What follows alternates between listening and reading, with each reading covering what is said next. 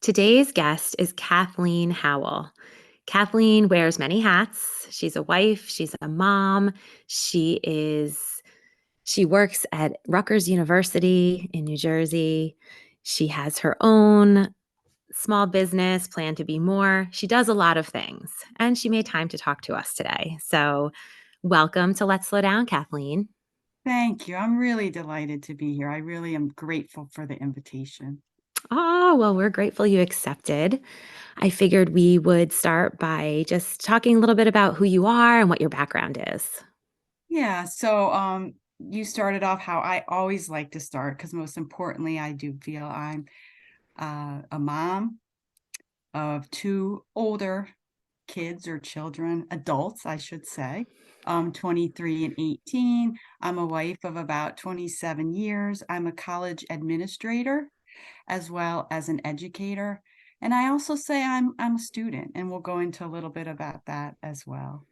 I started off, I got my undergraduate degree at Rutgers University, and then I decided, you know what, I think I want to go into social work. My first hiccup was that I applied to the social work program and unfortunately did not get accepted. I was really discouraged. I thought that was kind of my plan, and I had a good GPA. I couldn't quite figure it out, but I was able to get a full-time position at Rutgers, working as a secretary in what was called then Student Activities and Leadership Development.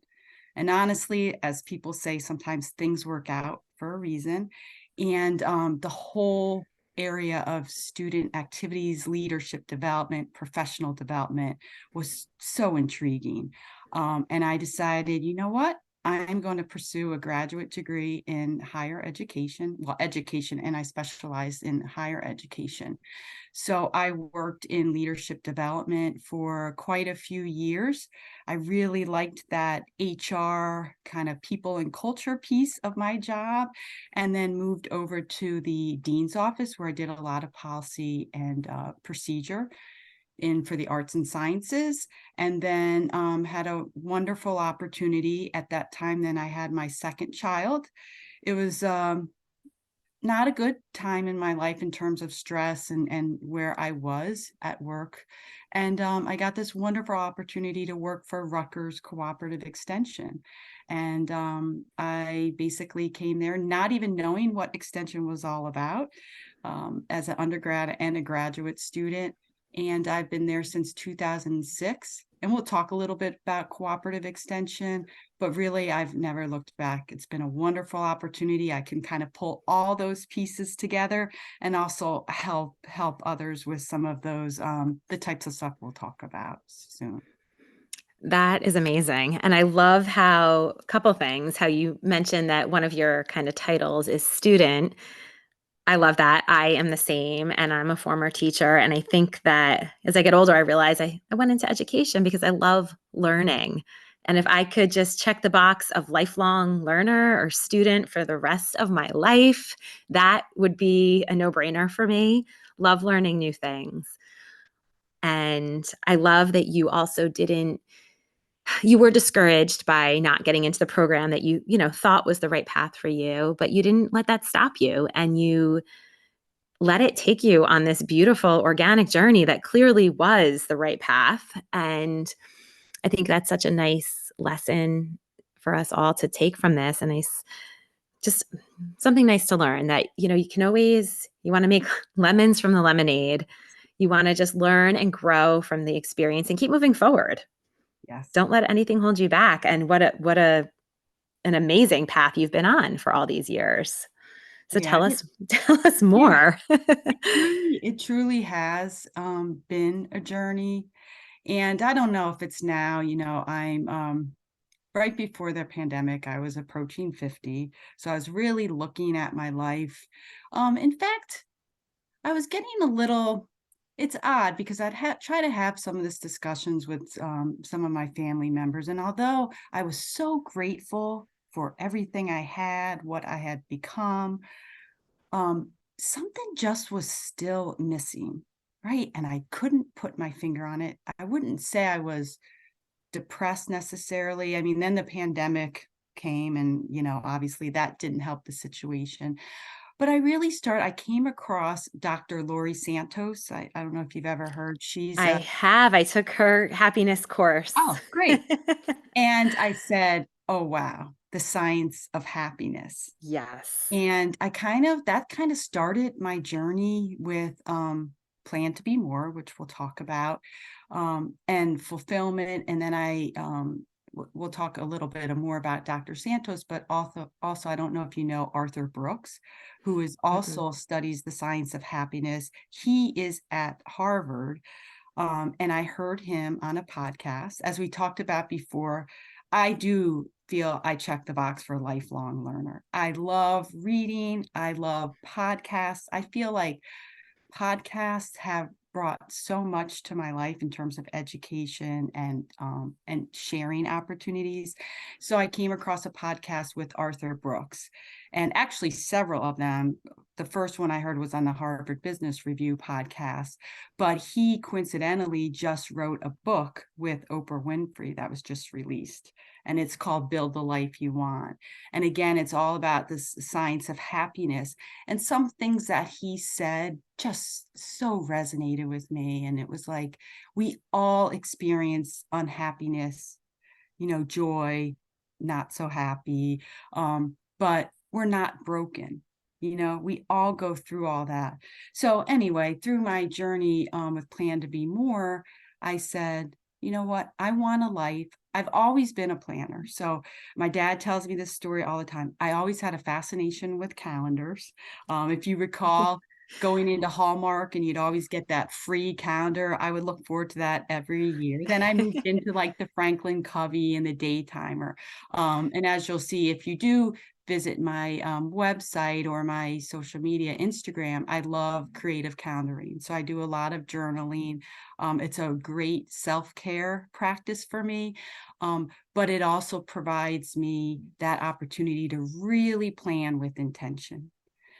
So for me, Plan to Be More was plan to be more fulfilled, plan to be practice more gratitude, kindness, plan to eat more nutritiously. My husband, unfortunately, has type 1 diabetes. He has celiac disease. So taking that intentional time to plan meals. I mentioned before, my children are older now, but obviously I've been through all those seasons of life now where the kids, as we were talking earlier, the kids and all of their activities. But one of my really core values is family. And I pride myself in through my journey in life, always keeping that to the forefront. So dinner with my family as much as possible. There's always, give and takes, but I pride myself in that. So planning that meal time. Sometimes work, was very stressful, but trying to create and plan with intention so that I'm leaving at a reasonable time. I can go home, spend time with my family, and then I might that night have to do work or what have you. But it's always been something that I've been very fortunate to have supportive supervisors, but it was a two-way street. I communicated with them, my values, and they worked with me. And like I said, I've been very fortunate, but I think some of my supervisors have also taken a lot out of that from me, and I've seen them change how their mindset and how they think about this stuff. So for me, Plan to Be More is exactly that, like plan to be more in life, not necessarily do more. However, I will say with this mindset, sometimes when I do reflect, like in my journal, I realize I do accomplish a lot. I have a full-time job. I'm now teaching. I do teach in the leadership minor program, which is asynchronous. But I also now teach an in-person class. And now I've started to take on some clients in Plan to Be More. And sometimes I step back, I don't give myself enough credit, but I am doing a lot of stuff. And most of the time, I don't feel overwhelmed. I don't feel necessarily stressed because I have planned with that intention, and building in that white space, building in that time for, as Laura Vanderkam would say in Tranquility by Tuesday, like making those small adventures, having that fun throughout the day or the week.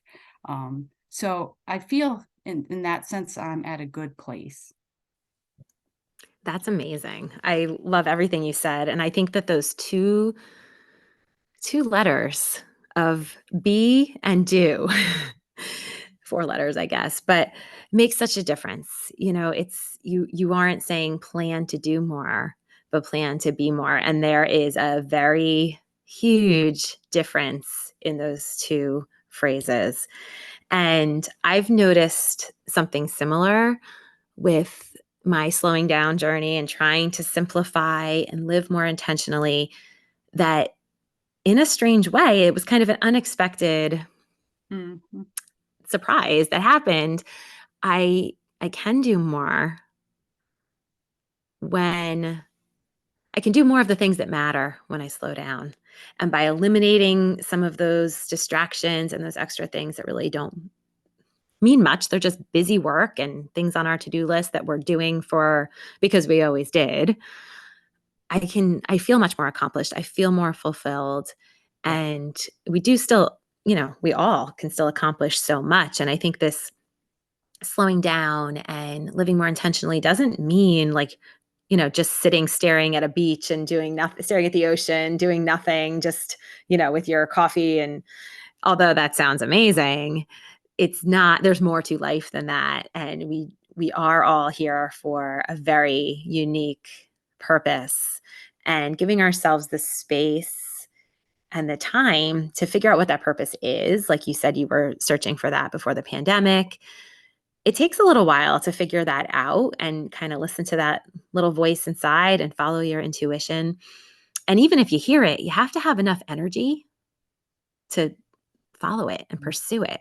So I love Plan to Be More, and taking the time and highlighting, really bringing this to the forefront that this is important and that we all have this in us, and using our creativity and our imagination to figure it out. Like you said, doing the journals, and a what kind of planner did you say it was? Like Oh, a at that creative. time was like a day runner, Yeah, and now there's so much out there. And when I do meet with clients, depending on your work style, your personality type, there's a wealth of different. And I do encourage most of my clients or my colleagues to use some type of written journal. There's a lot of digital, and obviously people work differently, but writing, there's nothing better than writing. I mean, I think agreed. the guests have talked about it. The research is quite evident, the power of writing. And for me, I struggle with the distractions, with technology. And I will be the first person to tell you, like I don't know if you've heard of the Pomodoro technique, so to me, to focus, I do, like, depending on the type of work I'm doing, like set a timer, literally a timer, try not to use my phone for 25 minutes and focus on what I'm doing, take a break, go back, do another 25 minutes. And that during that 25 minutes or 45 minutes, whatever I'm working on. And obviously it's not when I'm meeting with people. But that is I guess the key to me, like, okay, you cannot check your phone. You cannot go on the computer, I and do the same thing because we are pulled so many different directions without even realizing. I mean, even me working from home, a lot of times it's like, oh, I can go switch the laundry to the dryer. I'm still working. It'll only take a minute, but if you do enough of those things, you don't get anything done. right, right. So again, being intentional. So for me, the journey, and I think some of the struggle was I didn't, for so long, like I wasn't that kid or that person that knew this is what I want to do. Like my daughter always said, I want to be like a marine biologist, or my son, he's so passionate about physics. I want to do something. I felt that was missing. I knew I wanted to be a mom. I knew I wanted, but I didn't know what that was.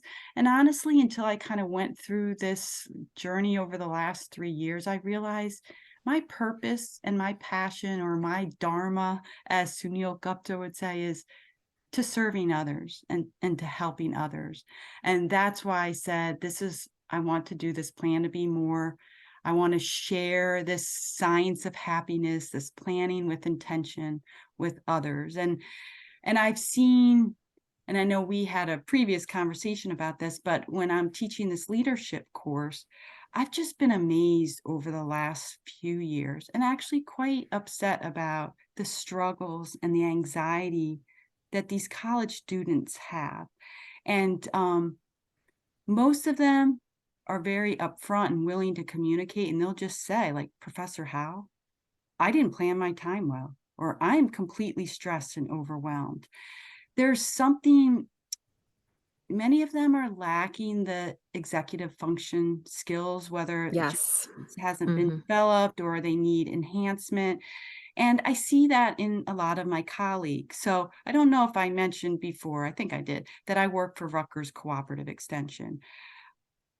If you don't know Extension, please check out the website. But more or less, Cooperative Extension, we are the outreach arm of the university. It's part of the land grant system. So how we differ, we are part of the university, but our faculty and programmatic staff are actually housed in the 21 counties in New Jersey. So they are providing outreach and education 4-H youth development. I'm sure most people will be more familiar with that. Agricultural and natural resources, and family and community health sciences. So our faculty and programmatic staff are really passionate about the work they do, but sometimes they're so passionate that there's so much burnout. So I'm seeing that with a lot of my colleagues, a lot of the new professionals that I do a lot of onboarding, a lot of training with. And so a lot of that, we talk about like work-life balance or work-life integration or whatever you want to, but because it's so much of their day-to-day, they're not taking that intentional time to read a book, to go look at the ocean and drink your coffee, to meditate, whatever that means to you. And it like really upset me.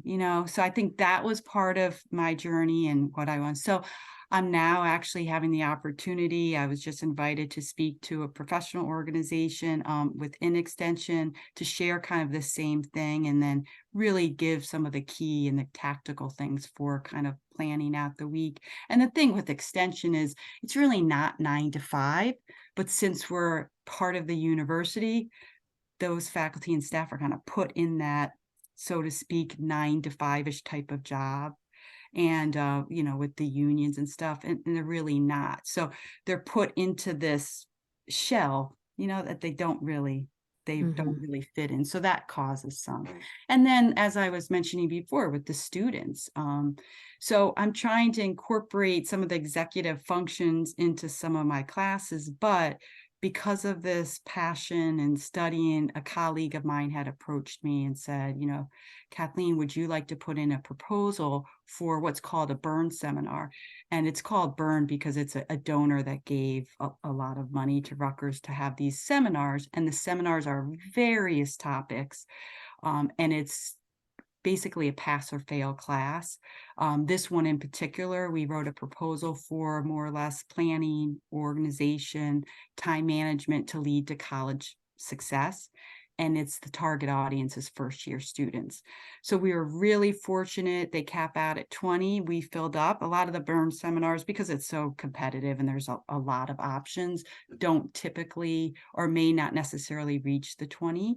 And we did, and we're almost a little more than halfway through the in-person seminars. And I hope my students would say the same thing, but it's really been fantastic. And as we teach time management, we teach time blocking, we teach intentional planning, you just see their eyes light up, like little things that we take for granted. Like, okay, one of the biggest things I find in planning that is so incredibly important is what I call the weekly review. You'll hear this in a lot of planning, but really taking that 5-10 minutes, either on a Friday or a Sunday, and planning out your week.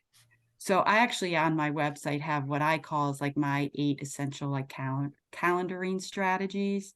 So getting those connections, intentional time to have relationship and connections on your calendar, getting those appointments, getting those meetings, but also blocking that time so you're making time for exercise, for movement, and just kind of teaching that and just seeing their faces like, oh wow, I never even thought to do that. Or we had them just pull out a monthly calendar and I said, okay, bring 2 of your syllabuses to class, look at your syllabus, put all your quizzes, put all your tests, whatever. And when we talked about it, you'd be amazed. They were like, oh, I didn't realize I have 3 quizzes and 1 test. Okay, so how are we going to block time and how are we going to start studying now or a few days in advance? So I think that's been really powerful. And honestly, it's been, as we were talking before, like I feel I'm a student too, but it's changed my life. And I just want now to help more students, help, more colleagues thrive. I wish I would have had that. I didn't. So my daughter, in fact, looked at the syllabus when we were getting ready to release it. And I just wanted her opinion because she graduated about a year and a half ago. And she said, Mom, I wish I would have had a class like that. I was thinking the same thing. I think I wish I did as well, and I wish that for my kids. You know, my oldest is a sophomore in high school. We're not quite at college yet, but boy, do I think the high schoolers would benefit from that because they are spread really thin. I mean, even the middle schoolers are spread really thin these days with too many extracurriculars and all that stuff just getting so over the top with commitments. But being able to plan, especially academically, knowing, all right, I've got a huge test in 2 days, or maybe I have 2 tests in 2 days. Can't do it all the night before. How am I going to work this out? And then taking it a step further and applying it. Cause I think a lot of times we get stuck in these like zones, like, okay, this is how I plan with school, but then we don't necessarily apply it with our home life or sports or Exactly. everything else, but making that connection and translating that knowledge over to transferring that knowledge over to other areas of our life. Okay, I have 3 activities on Saturday. First of all, maybe that was too many that I planned.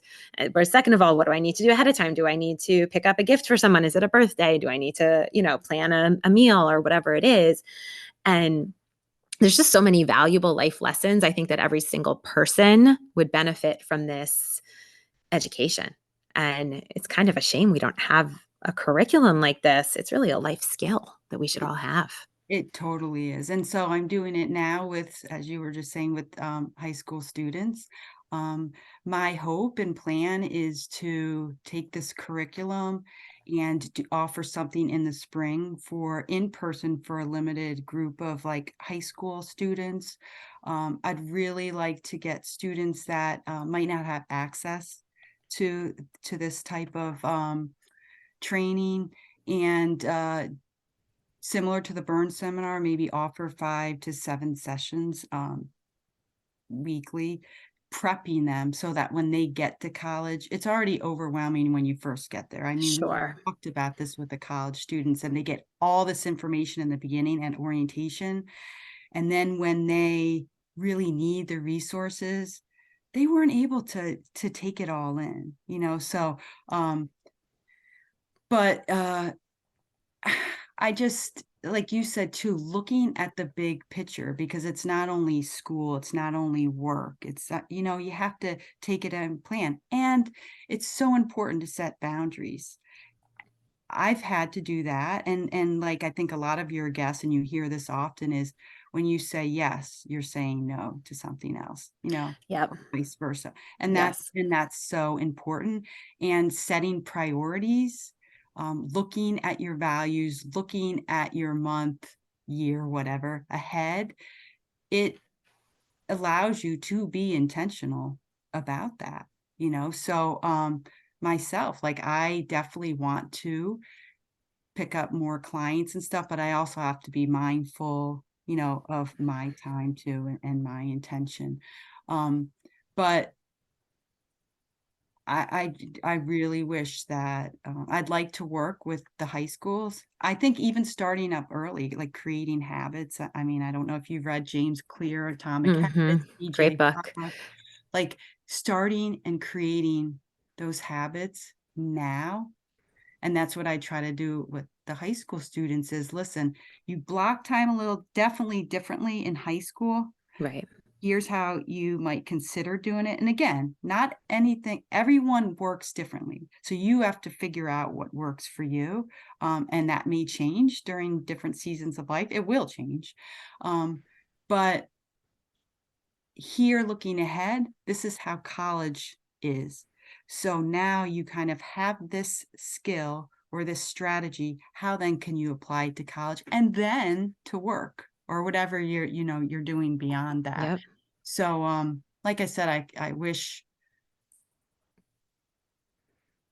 I had that, and I know my children wish they had that. My son, not so much. He's kind of, up, it's up here, it's up here. I said, no, it might be up there, but it's going to be forgotten. And when you get to college and really see this now, he's like, oh yeah, yeah, mom, I see. I think that's a perfect example of how it's going to catch up at some point to all of us in, like you said, a certain season of our life. And I think I'm just thinking of with my younger kids and with all the overscheduling and these sports that are now, it's like half of these sports are 6 days a week at the sixth and seventh grade level. There's just very little time for anything else.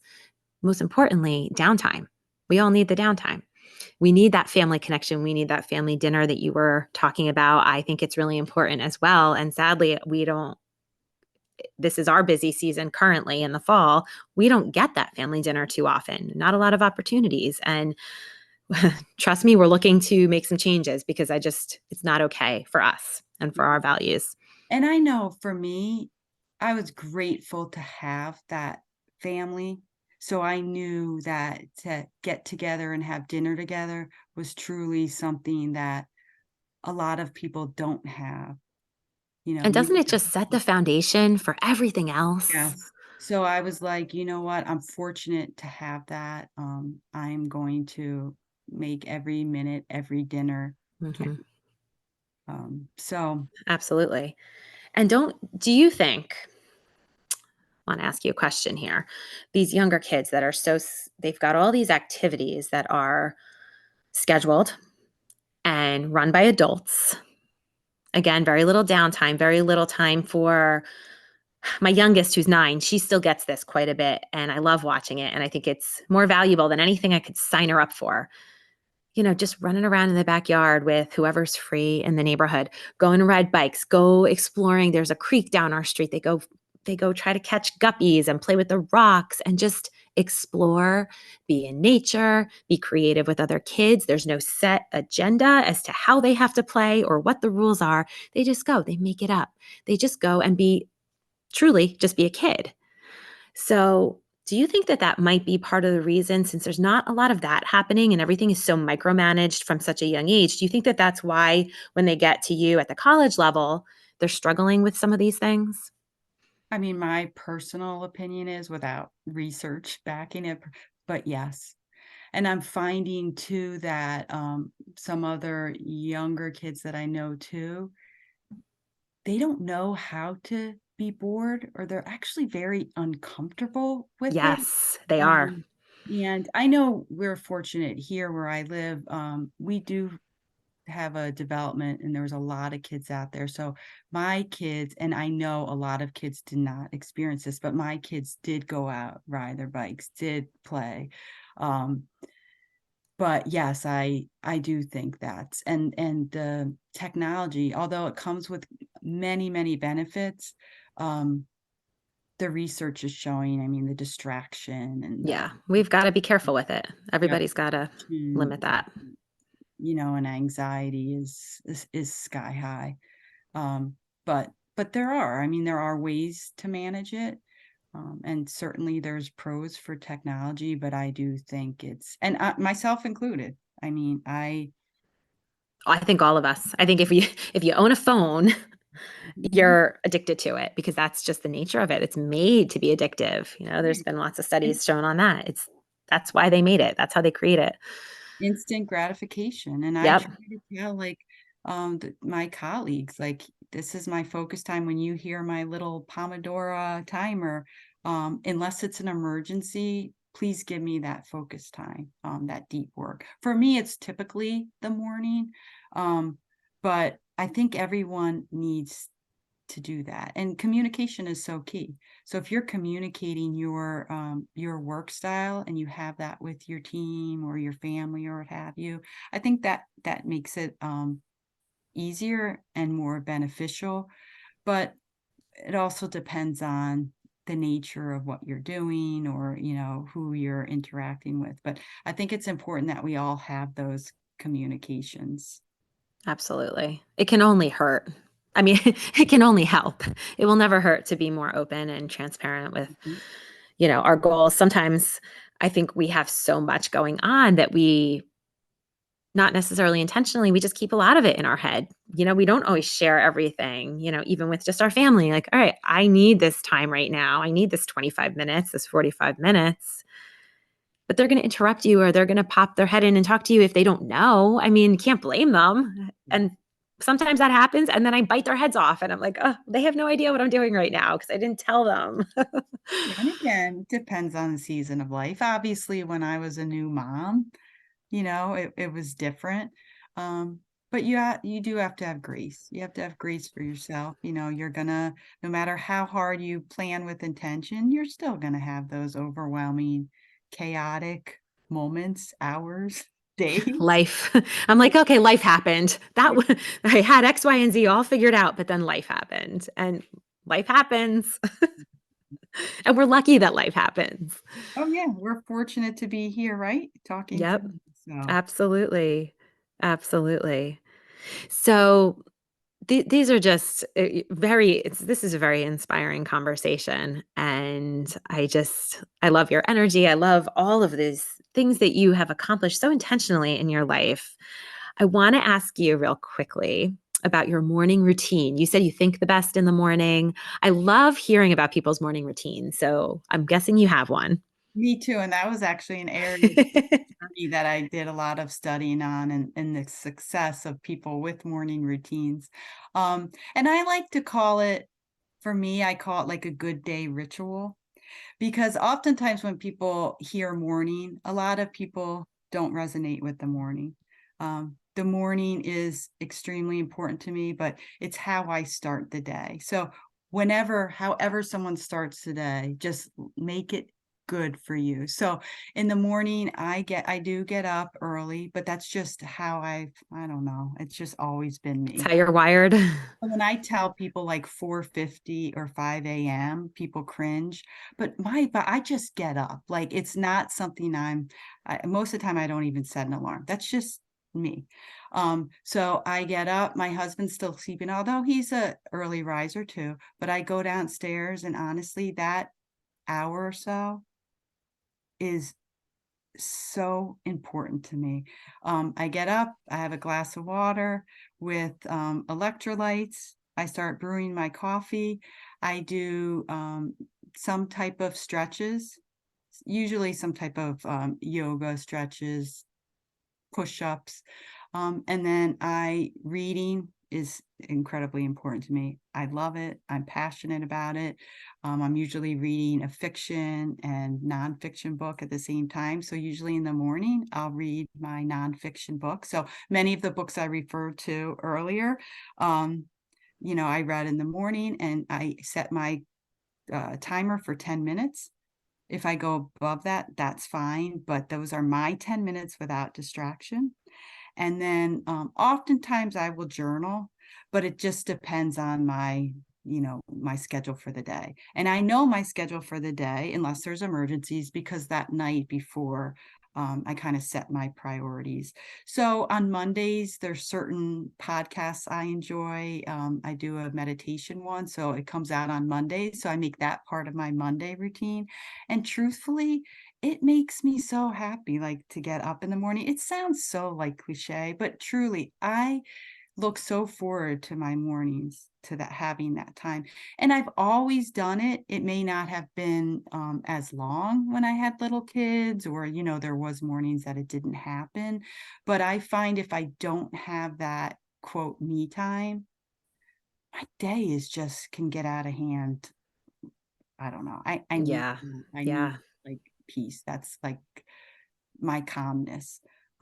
So I look forward to it. And I try to break it up. I have some of the same core things, but in terms of like the stretches I do, and whether or not I journal, there's different types of journaling I do. So I try to bring a little creativity to it, but that's really the key to starting my day. I love that. And I think the creativity piece helps because if it's the same exact thing, like Groundhog Day every morning, Yes. it just gets so monotonous and boring. And the second that you are, really tired or don't feel like doing it, it's going to go out the window because there's just the motivation is gone. And I And practice a lot of gratitude. I don't necessarily, I would encourage like, the one thing you're thankful for each day, but I mhm. kind of try to capture it through the week. And I actually do a post on Sundays I call it four that brought more on my Instagram. I've seen those and they're great. I think They're it's a just things fantastic from idea. anything. It could be from a latte, a pumpkin spice latte, to a great article I read, or to just a connection I made. And I've realized that has actually changed my life. And talk about purpose. Like, I feel like it's me sharing has helped others because I'll get these messages out of the blue. And that just brings so much joy, like, to me. So if I can share something that helps one person, that just made my day, That's so. amazing. That's amazing. I was reading I like nonfiction as well, and I probably should start reading fiction at night because I get sometimes I get hung up reading these nonfiction books in before bed, and then I'm all excited about, "Oh, I wanna try this or I wanna do that," and then I'm like, then I can't sleep, and, that backfires, so I don't recommend that. But I'm reading, it's called I think it's the exact title, From the Gap to the Gain, Oh, and it's really good. And I've been taking my time with it. I usually have, you mentioned one nonfiction, one fiction. I've got like, whether it's on my Kindle or actual books, I got like a stack of them on my nightstand. I'm always kind of doing a chapter here, a chapter there. But this book I've been going through for a while. It's excellent. And the author was actually talking about how important this hour is in the morning that you're describing. And I have found the same in my life. I wish that I was more of a morning person because I do struggle to get up early and I find that earlier works better in my schedule. So still trying to fit that all in and figure it out. It'll happen. I'm working on giving myself grace in that department. But this author, I cannot remember his name. He's great. He was saying that in addition to that, how you start your day, the last hour before you go to sleep is very significant. And he says that it is so important. He talks about Michael Phelps and visualization and how they, all these Olympians, they visualize their races and how their day is going to go, how their practice is going to go. And essentially that's what we're talking about today. So he says that hour before you go to bed, if you approach it with intention, get rid of the phone, think about how you want that day to go, even if it's just a theme for your next day or the main thing you want to accomplish or feel whatever it is that you get more out of it than that hour or that half hour because the whole time you're sleeping it's on the I guess the forefront of your brain. I'm probably not describing this correctly in terms of science, but so this way when you wake up you're ready to go and your brain has already sort of prepared it while you were sleeping.